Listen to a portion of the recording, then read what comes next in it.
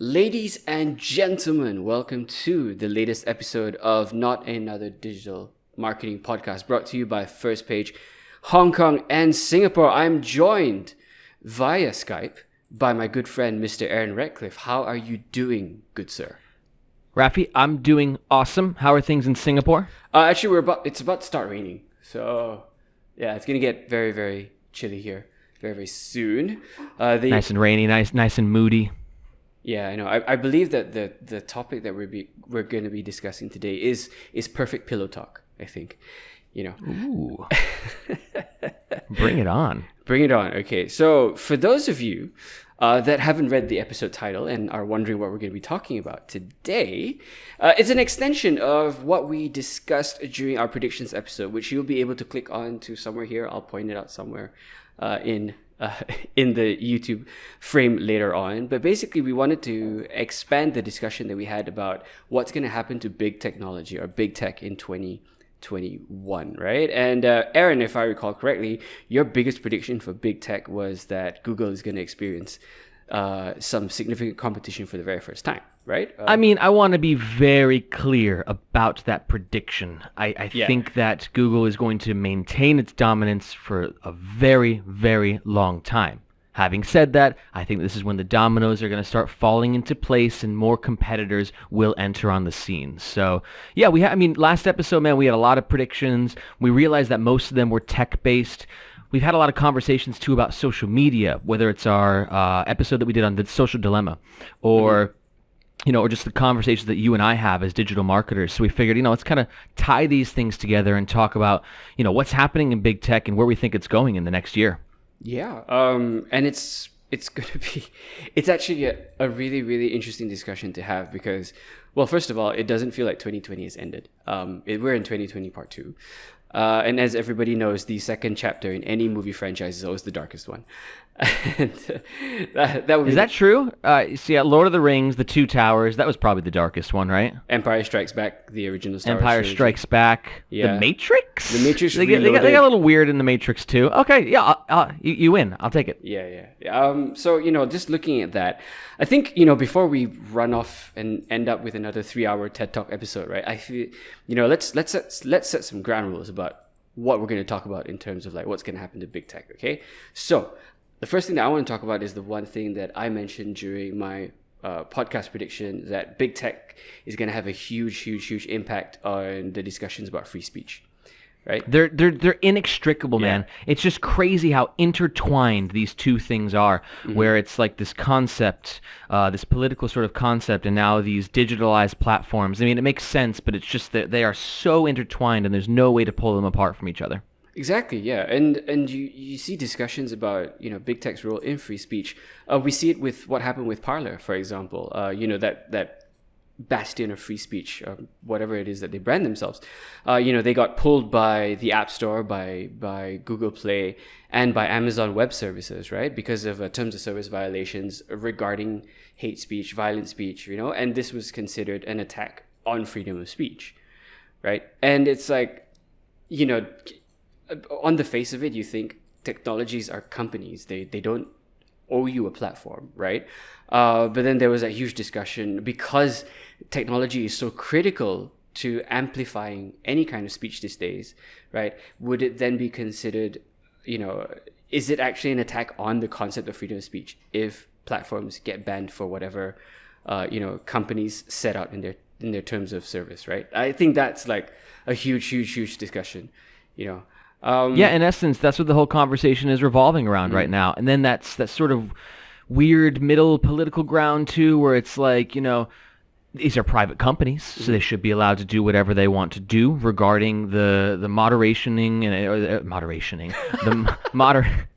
new word of the day.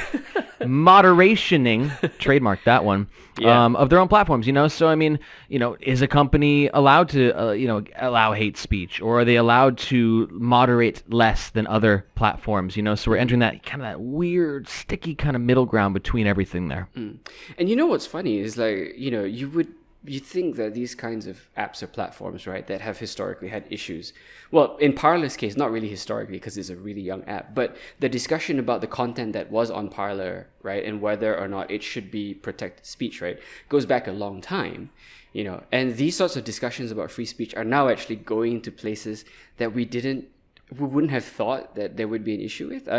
I think LinkedIn, for example, is now allowing you to actually restrict who can reply to your posts, in order to control the speech on your page, right? So though, to me, they're kind of two different things, though. There's one thing about a platform or a platform shutting down another platform, like Google App Store shutting down Parler, versus LinkedIn giving you the freedom to sort of control the conversation around your content. To me, they're a little bit different, but yeah, in essence, they're kind of part of the same issue right now of just trying to figure out how to moderate everybody's opinions. Yeah, that's true. I mean, okay, I'll take that. I can see where you're coming from with it.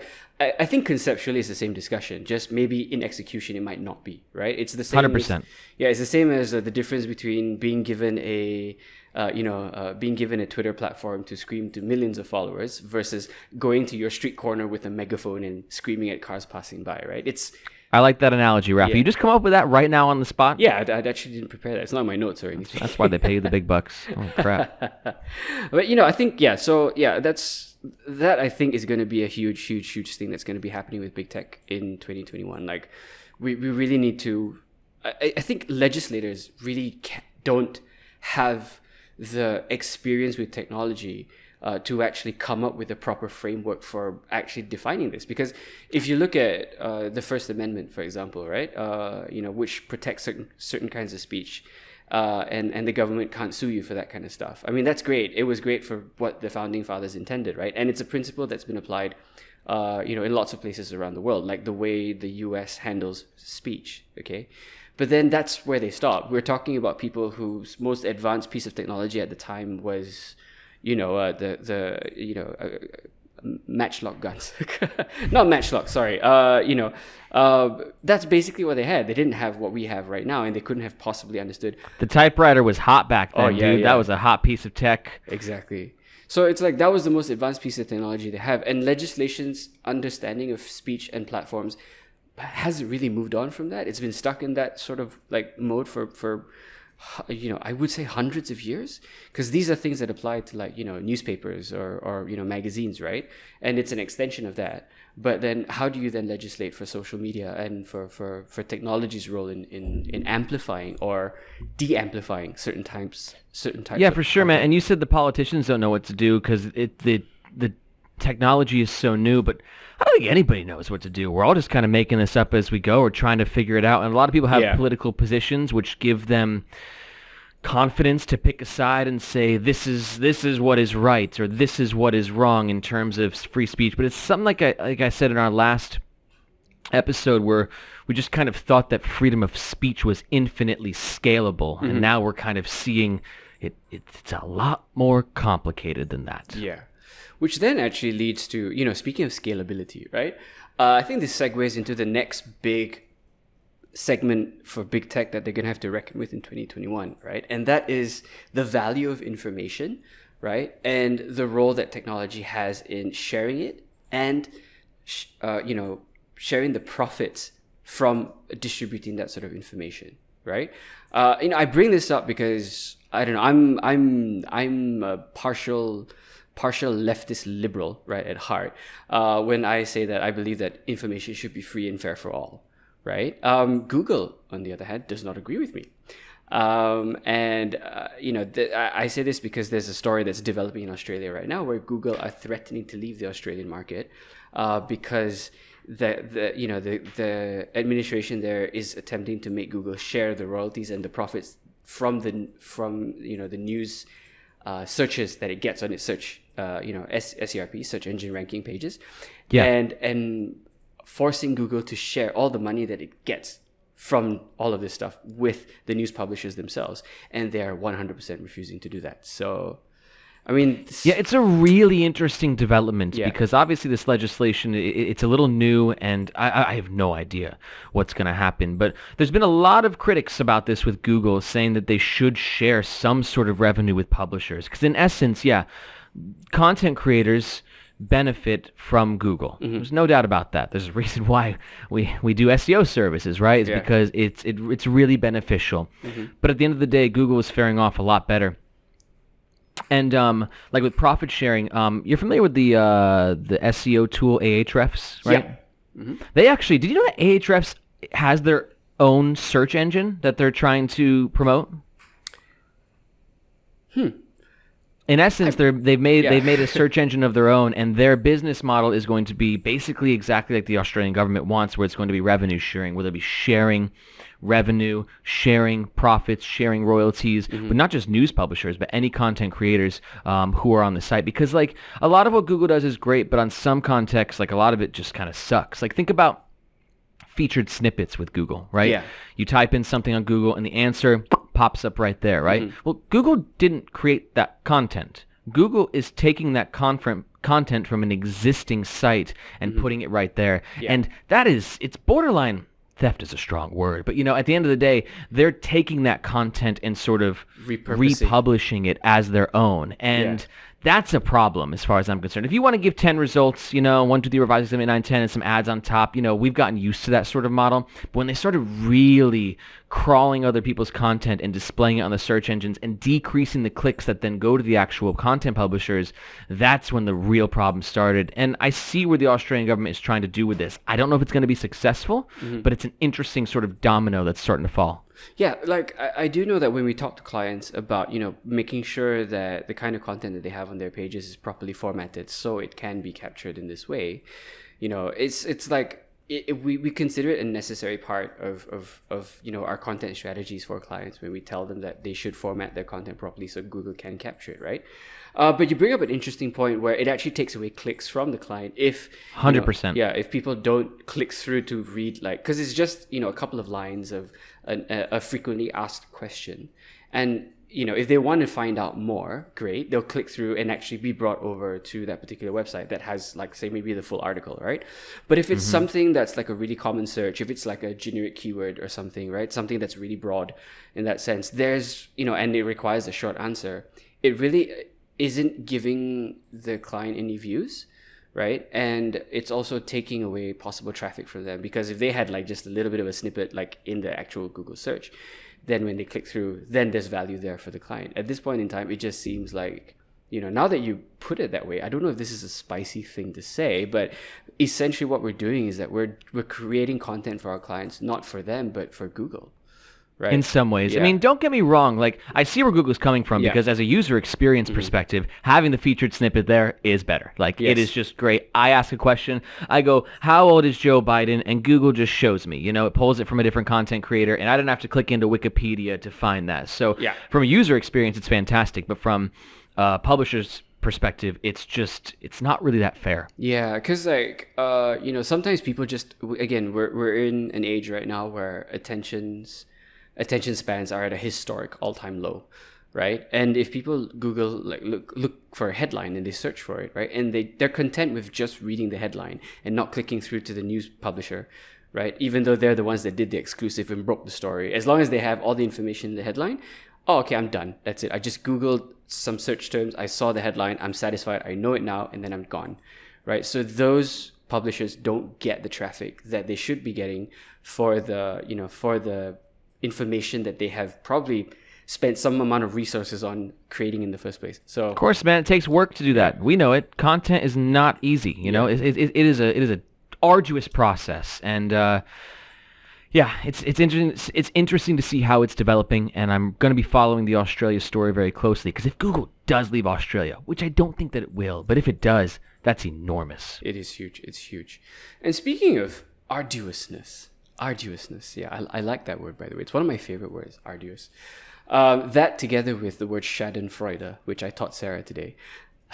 Well, now, can you teach me now? Schadenfreude? Well, I don't even know. Any German speakers that are watching this, probably, one of our sales strategists who's German, Eugene, he's going to have a fit hearing me say this. Schadenfreude. Probably butchering the pronunciation. or Schadenfreude, if you're, just gonna butcher the pronunciation. Basically means taking joy in other people's suffering. Right? And that then segues into, speaking of suffering, into the third aspect where big technology is going to play a huge role this year, and that is, of course, political polarization and political discourse, right? And the role that tech, especially social media companies, play in that. Yeah. See? How's that for a segue? Amazing.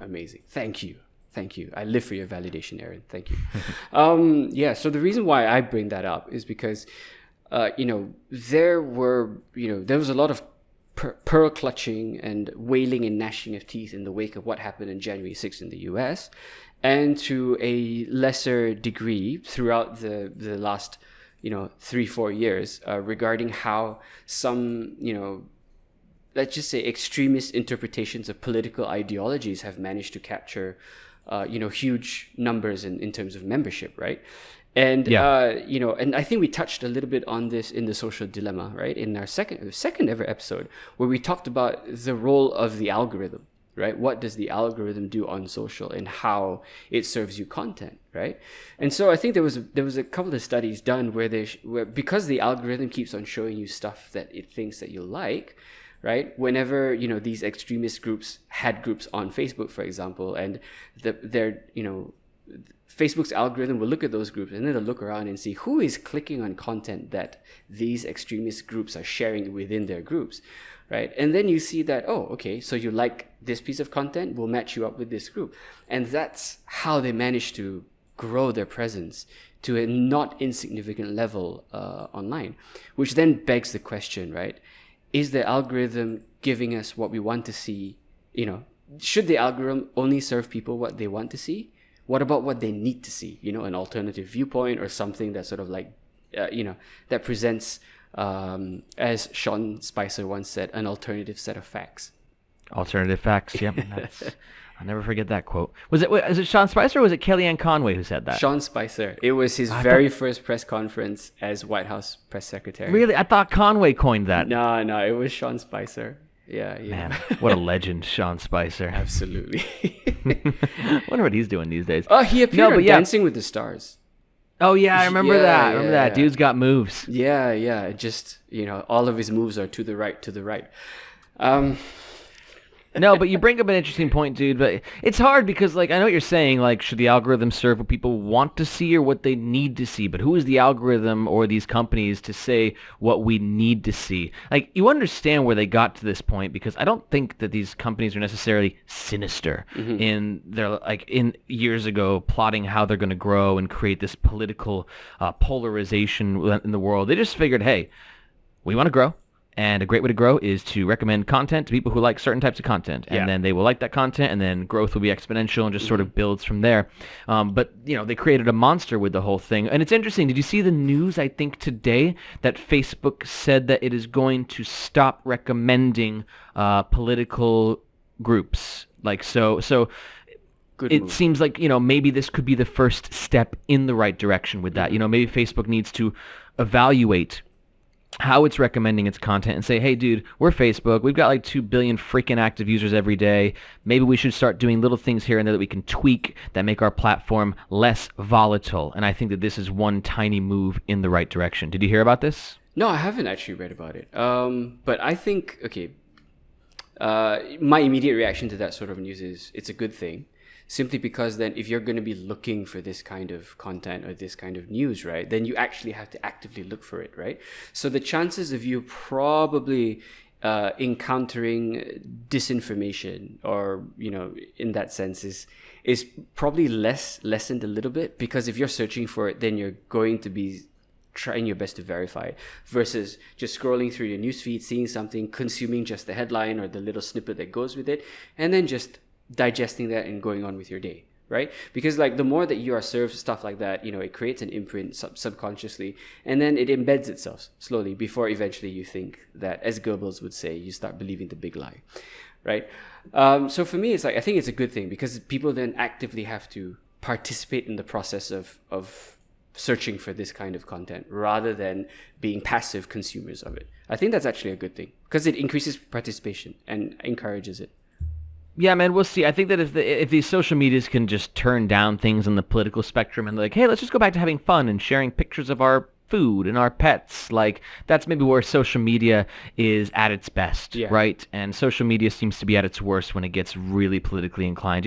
We're never going to be able to remove politics from social media, but if they say, hey, let's try and redirect this in a different course of navigation, then that could give us some hope of these things not turning, into turmoil, because we're seeing, such polarization as to where now the way that it's turning is that you're starting to see this split into different platforms. Yeah. Right? Mm-hmm. So talking about Parler, for instance, it was banned on all the different providers. It was Amazon, Google, the App Store. I gotta say, it didn't really slow it down. I mean, obviously it slowed it down, but that move actually gave Parler more publicity than it ever would have gotten without such a thing. Yeah. And they're saying that Parler's ban is going to be temporary on these platforms, on these app stores. It's going to come back, and it's got more publicity now than it ever would have in the past. Parler is a household name. I was reading a Wall Street Journal article about this, and they said that if these companies were looking to kill Parler, they did the exact opposite. Parler now is no longer a company. Parler is a cause. Yeah. I mean... Yeah. So they kind of martyred it in some ways, right? Yeah, they did. And okay, I'm gonna take a deep breath before I even. But no, man, I think it's an interesting thing to think about, because you can try and police, for lack of a better word, free speech and what people are saying, but people are gonna find a way. I think no matter what, people are gonna find a way to get on these platforms, and they're gonna find a way to consume content that they want to consume and that interests them. So what could be happening then with that is sort of a split as to where different. We exist on similar social media platforms, yet we're split within that. But it might even go that step further, where we're going on completely different platforms, which means that we're living in completely different digital realities, which means that we're basically living in completely different realities altogether, which is a crazy thought. Yeah, and thinking about how, again, the role of big tech in all of this, right? The role of big tech in political discourse, it's like, that's the thing that I have with the algorithm, though, because the algorithm generally just shows you what you want to see, right? And if you are of a certain political persuasion, or if you're of a certain conspiratorial persuasion, right, that's the kind of content that the algorithm will serve you, right? And the algorithm itself is contributing to that split. It already puts everybody in dissimilar digital realities on the same platform. Right, and that's obviously a problem, right? And it's contributed to the situation that we find ourselves in today. But then now, though, where people are actively leaving certain platforms to go to other platforms that they feel gives them a voice, right? And like you said, we're not even discussing the same digital reality anymore. Like, it's scary just to think there are two parallel worlds forming. In some way. Yeah, man, and we're seeing it already. I mean, with the Twitter announcement to ban Donald Trump, and then Facebook mirroring that decision, those two companies combined lost $56 billion in net worth. Yeah. From people leaving the platform, losing confidence in the platform, moving to other platforms. So it has really long-standing effects, and it'll be interesting to see what happens. It's just tough with an algorithm, like. Obviously, these are private companies, and they want to grow, and these are effective ways to grow. And it's like you can't tell a company that they can't recommend content that you like necessarily. Yeah. I think that curbing it politically is something that maybe there's some way to figure out that people on both sides of the political spectrum could agree upon. Yeah. But it's just a tough conversation. Yet again, going back to that whole freedom of speech thing, man. Yeah. And here's the thing, though. Like, if we know that these people are leaving the platforms, right, that rely on growth in order to maintain their free service and whatnot, right? The thing is that for us as advertisers, for us as marketers that are using these platforms to, to push out the content that we want to for our clients, followers and whatnot, right? You can clearly, costs are not going down. But if their user base is going down, we're going to be targeting a smaller pool of people. Right. And, it's a huge oversimplification, I know, but you're looking into cost rising for us as well. Right. Because you're aiming at a smaller pool of people.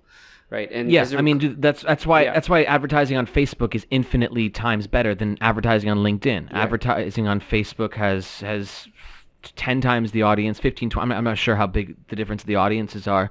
And not to mention that Facebook's data is just so much better due to all of the traffic and all the active monthly users that they have. So the targeting is so much more specific and the scalability is just infinitely better. So that would be an interesting side effect to note, that in terms of advertising and marketing, whether it's us as the agency or the clients that we represent, costs will probably go up because of that. Yeah, because then the value of one set of eyeballs grows more valuable, right? Especially in the context of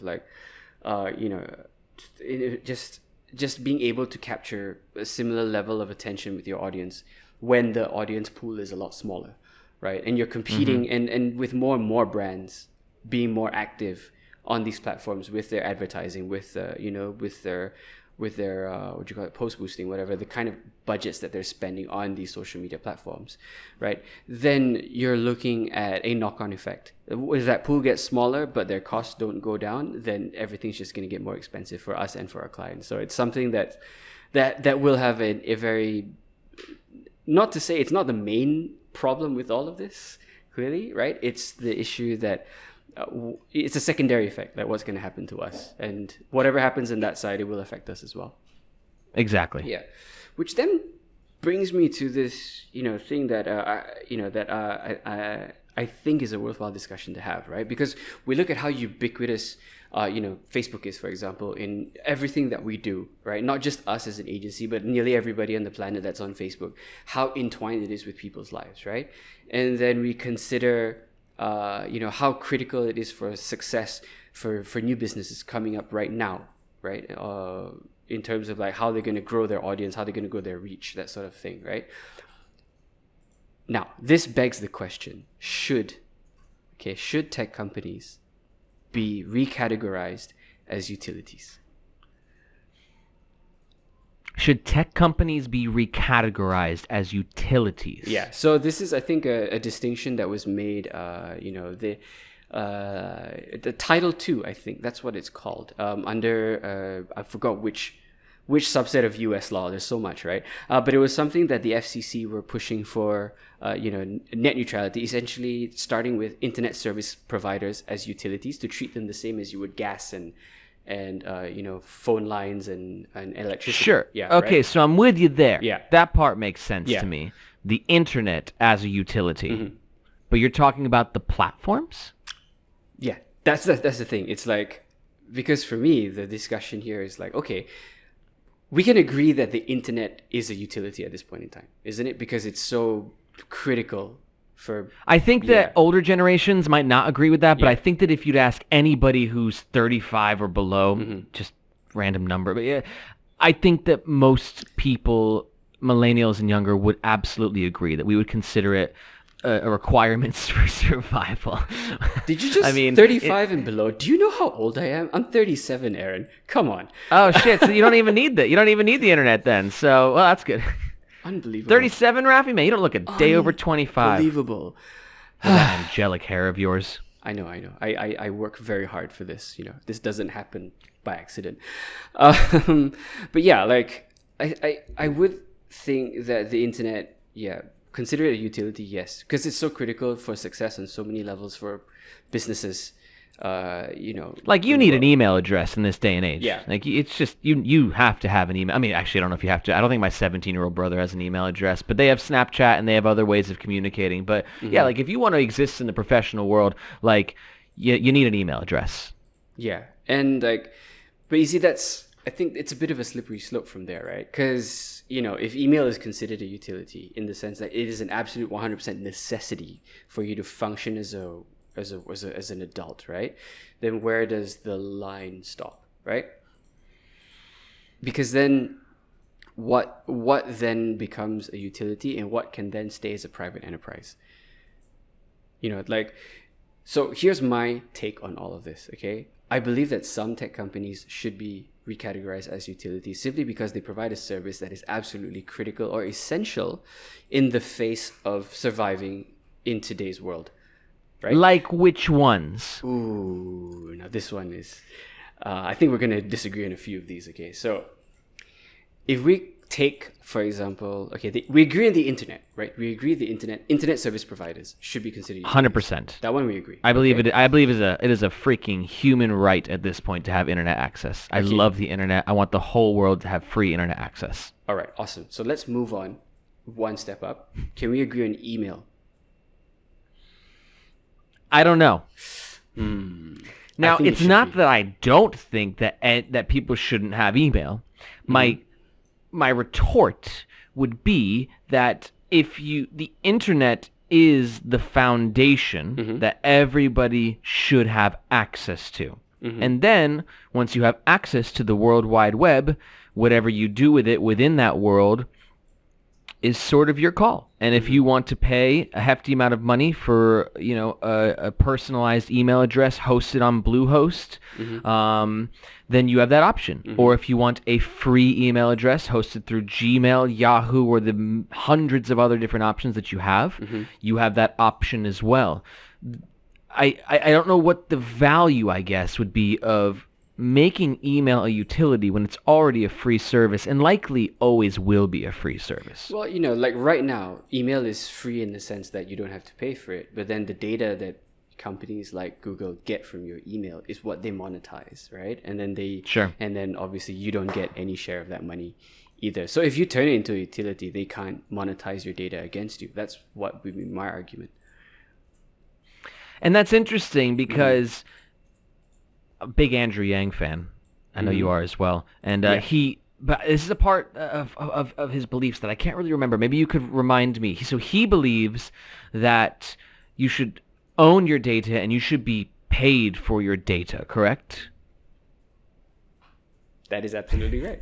I got two thumbs up for it. But do you understand it in more detail than that? Because my understanding is very, very simple at best. Unfortunately, he did not have the opportunity to share a more detailed plan of his, simply because that's when he dropped out of the presidential race. So got it. I guess there was no point in developing it much further, since he was polling in single digits at that point. So I guess he just dropped it. But that's the thing, like if you declare something a utility, right, then the activity that you have, using that utility, right, is then solely yours to benefit from. It's like, I draw an analogy with electricity here, right? The electricity company provides you electricity, and then you go and, I don't know, you buy a 3D printer and you make stuff and then you sell it, right? The electricity company cannot then monetize or have a profit share in your 3D printing business.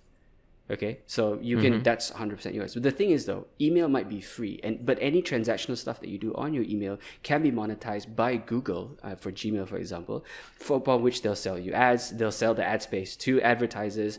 And, for example, you might click through, those people make money off of your data. You know what I mean? So if you declare it a utility, then whatever activity that you do on it cannot then be monetized. And, you get to keep it as your own data, which is an extension of Andrew Yang's point. It's an interesting idea, though, but don't you think if that happened, that then these companies would say, oh, well, screw it, we're going to charge for all these services then. And then we have a new problem, like a new monster that was created. Now Gmail is 50. Yeah, all right, we can't use your data. New legislation passed. Cool, Gmail's $15 a month now. And now it's like a tax on the people who can't afford it, people with lower incomes, who are no longer able to now afford things like Gmail, which was once free. Obviously, it's a multifaceted discussion, but my only apprehension would be thinking that if you initiated laws like this and made such big changes, then it might create monsters that we didn't consider beforehand. And this might actually make the internet a more expensive commodity. Yeah, so I'm not saying it's a right or the wrong answer. Yeah. It's interesting to think about how the cause and the effect of that. The law of unintended consequences. Basically. Nailed it. Yeah. So, I have thought about that a little bit. And honestly, the only way to get around it is price controls and legislation, which is against a lot of free market thinking, right? But then again, I am not going to go into Ayn Rand and start shitting on her. But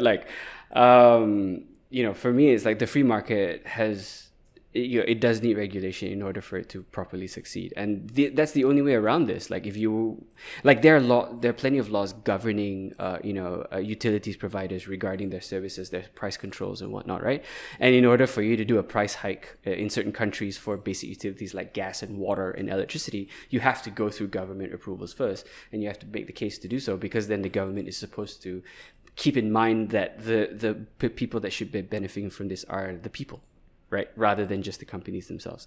So for me, it's like, I would say that this would only happen if you can have government that has the people's interests at heart, no matter what kind of utility. That's easy. All governments have the people's interests at heart. Piece of cake. Let's go. Yeah, I know for sure the Singapore government does. Hashtag PAP for life. But like, this is like, it's a genuine concern, I suppose, right? That's where it all falls down. If the legislation and the enforcement isn't there, then I guess no matter what you declare, whether a tech company is a utility or not, then it just won't work either way. So yeah, for sure. Yeah. It seems like there's a lot of things that would need to happen to make this work. Mm-hmm. But you've converted me, man. I think it actually sounds pretty interesting. I'd be curious to see how an internet like this would function. Yeah, I would love to see that too. All right, so